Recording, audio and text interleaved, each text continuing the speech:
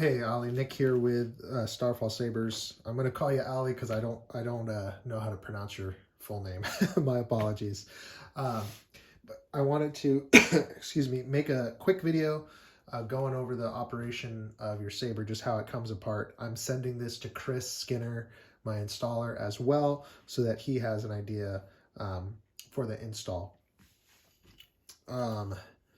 First things up, you have it'll be an 832, or sorry, not 832, a 7/8 inch NeoPixel blade.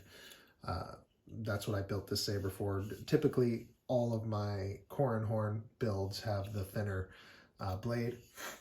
I don't know if you have any sabers with a 7/8 inch blade. I personally love them. They're lighter weight. They look cooler in my opinion, but that's what this saber's set up for. So this box can remove, we have these press fit Phil Guinness switches. These do not come with the saber. I would probably recommend, if this was going to be mine, I would probably keep like the brass here and then put an AV switch here so you have a little bit of bling. That's similar to my personal core and horn hilt that I had.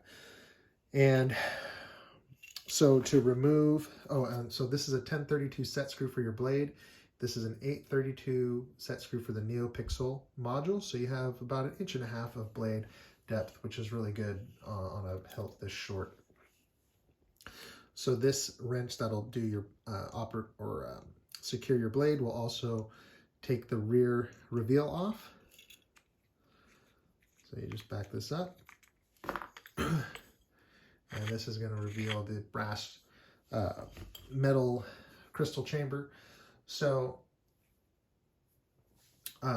just like my original core and horn, this first section was metal and then the rest was a printed chassis.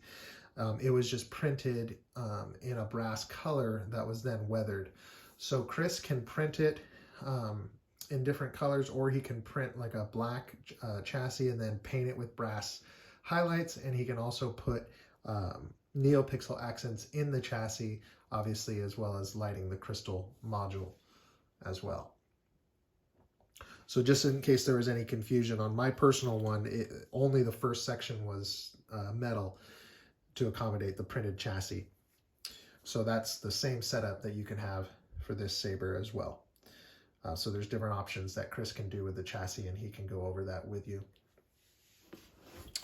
It's set up for a similar chassis to this, where it's a press fit. This is a smaller diameter than what I usually use. So if you can imagine, the chassis will press fit in here, and it can be, it doesn't have to look like this. This I just use for spacing purposes. I also talked to Chris and suggested doing because it'll have a removable battery, but he can do a really cool wrap on the battery where it like matches the aesthetic of the rest of the chassis and the saber. So that's just kind of how that works. Once the chassis is installed, you just would carefully slide the hilt back on. It's meant to line up all in line on this side. And then you can tighten that up. And then as you're using it, if you feel a little bit of wiggle, you can always just give it one more little 1/8 turn, and it is good to go, solid. So that's the basic breakdown for your saber. Again, I'm sending this to Chris so he knows what to expect and what to quote you on for the install. So thank you so much, appreciate it. We'll talk soon.